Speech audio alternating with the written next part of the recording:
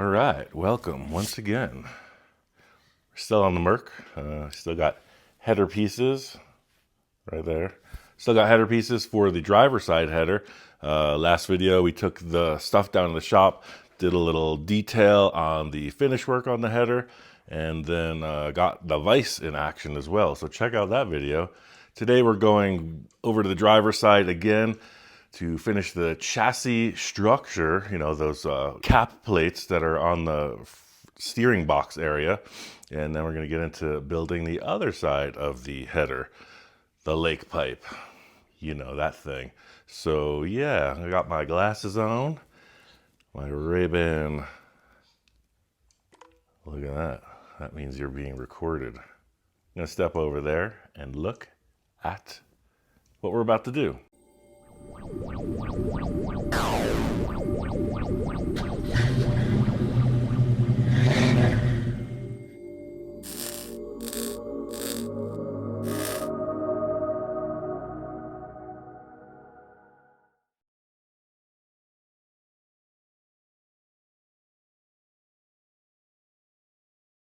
All right, a little dim in the shop because I got the lights off, trying to save energy because we're about to do a bunch of welding. If you remember, I made these two plates. You know, so we had our frame.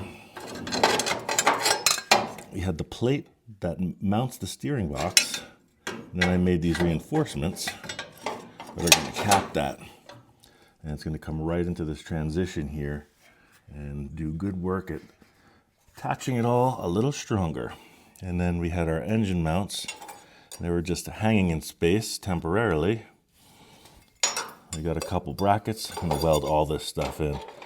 So probably just going to do a time lapse. We're going to be over here. We're going to be underneath.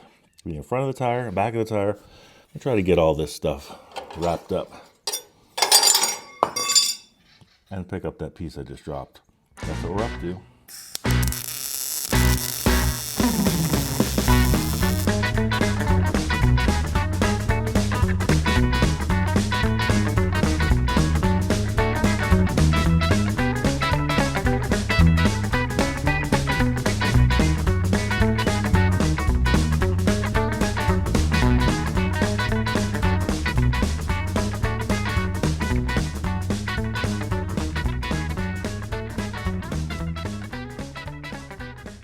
Gonna set up this piece here. Don't really need that, but it looks nicer.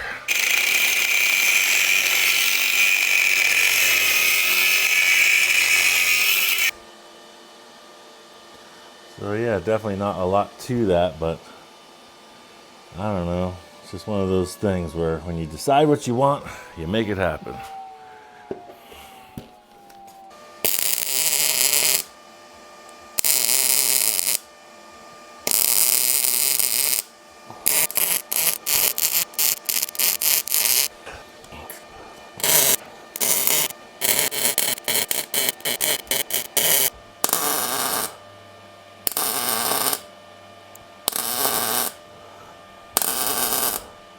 Just straight to the point. I'm gonna pull the motor out someday before we get started and finish some welds in there. But you know, a little trim work, etc. But I consider that box well secured. Let's get on to the other side. Do the same. No issue with the steering on this side. I'm gonna make a plate to support that. First, I'm gonna start by welding this up. Clean that out. Yeah, for stuff like this, you know, I can't get a wire brush in there. Sawzall blade. Just get that crud off. Alright, this is in no way an endorsement. Simply a necessary fact of what we're up to. Yeah, like that. So on these issues where you can't get the marker in there, you know, you'll see me do this a lot. I'm just pushing with my hand, create an impression on the cardboard. Hopefully you can see that. And I use this fold in the cardboard as the gauge, right? So That being said, I'm just gonna rough cut this off.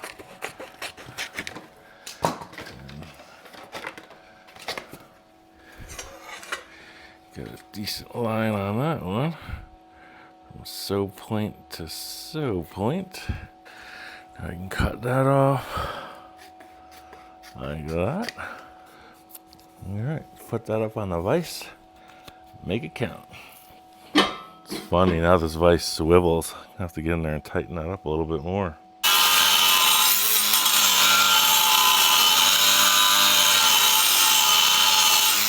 All right, did a little shifting and shaking, and yeah, that round pin is right where it's supposed to be in the chassis. That's good news. Now let's just check the left to right on this. These tires appear to be reasonably straight.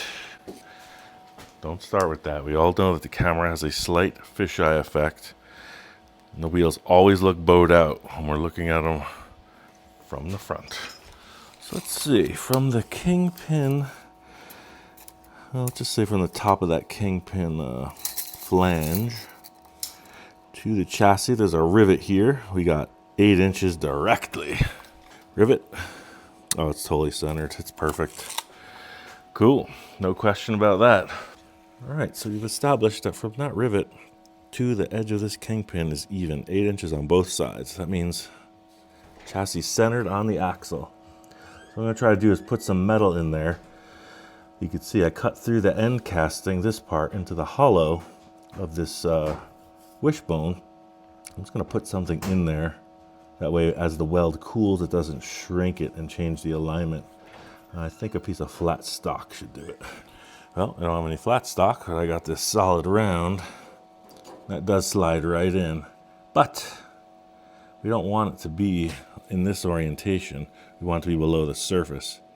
So I'm gonna try out our new vise and give it a blast. Long term, I might want to put a anvil like head right here.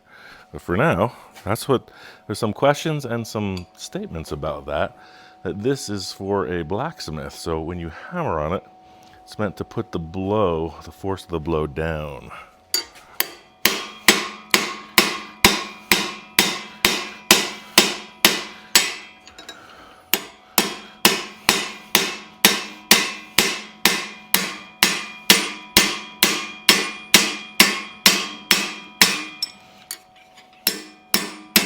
It appears to be doing that. It also loosened up a little bit.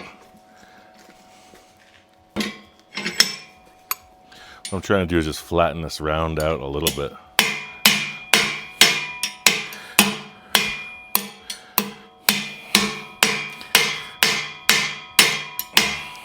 I may be wrong about this, but I'm going to call it cold forging.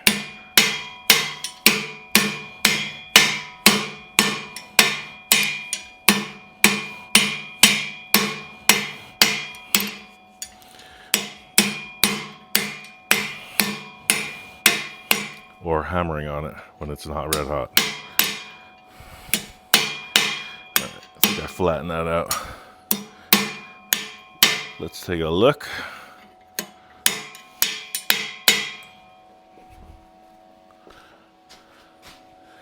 Did that do anything? It did. It brought it in just a touch. Still want it flatter. About twice that length. Yeah, this is where a anvil will help.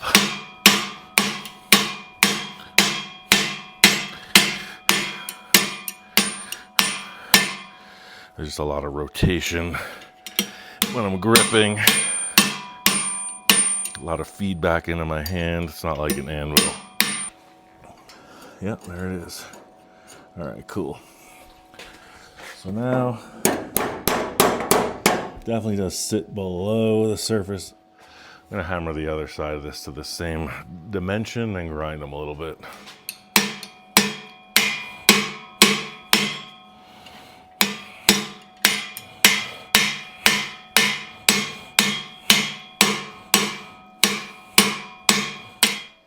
All right, I got that piece of steel flattened out, but now I'm gonna go with the grinder and just clean up a little bit more, because this is suspension.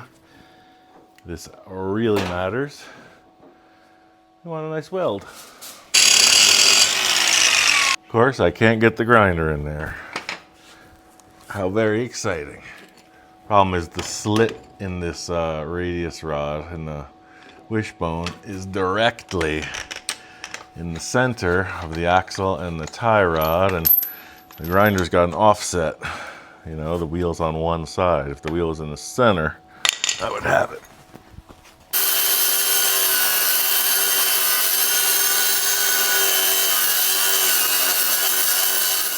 And I'll put the clamp on the radius rod. I'm gonna check this out. Yeah, that's gonna work good. Cool. This is what I was getting at. I opened this up a little bit so this can sit inside like that. Then I can cut this off and do the other side. That'll be a very strong weld.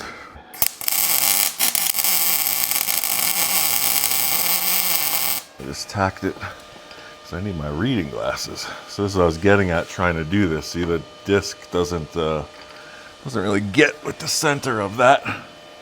I'm gonna try to slice in here.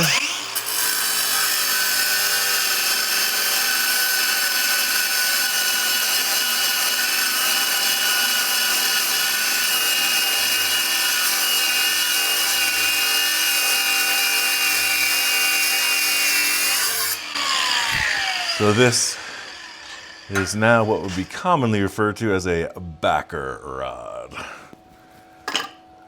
In a formal term, but that's what it's doing. It's backing the weld.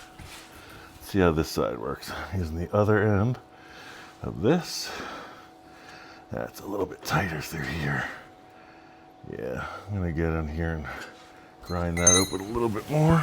All right, so I just did a bunch of clearancing. And now we got this to fit right up in there, just like the other one. And that's cool. Hey, get out of here. No welding for dogs. Just tapped that. Let's cut this off.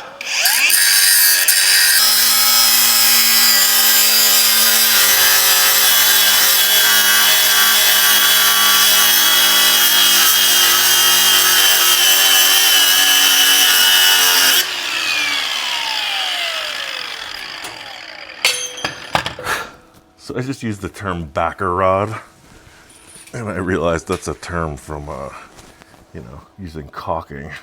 You put this foam rod in there, but same thing applies. It's a little backup.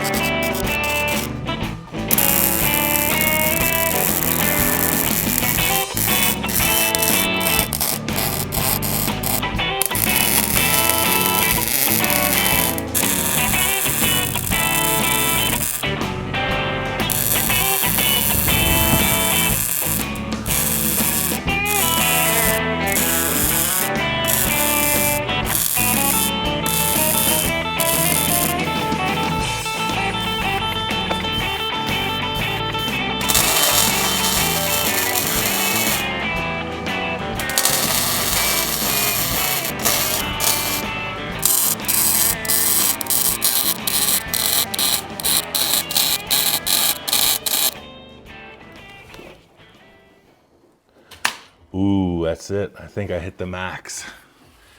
I blew the fuse.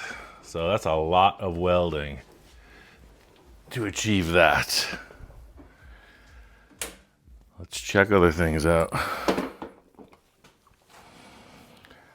I ran it. Yeah, I think I maxed that out, but it might be back on. Well, I got to figure out the electrical in the shop. Definitely ran it to the extreme. But the good news is what I did is I just put a big bead all the way around both sides of that. And as I was coming up on this side, the welder said, that's enough. I said we were going to start the exhaust after all this stuff, but that was quite a lot of welding. But the good news is all the loose ends are attended to. I'm going to figure out this power, get that last piece welded up. Next time we're back on the exhaust. See you there.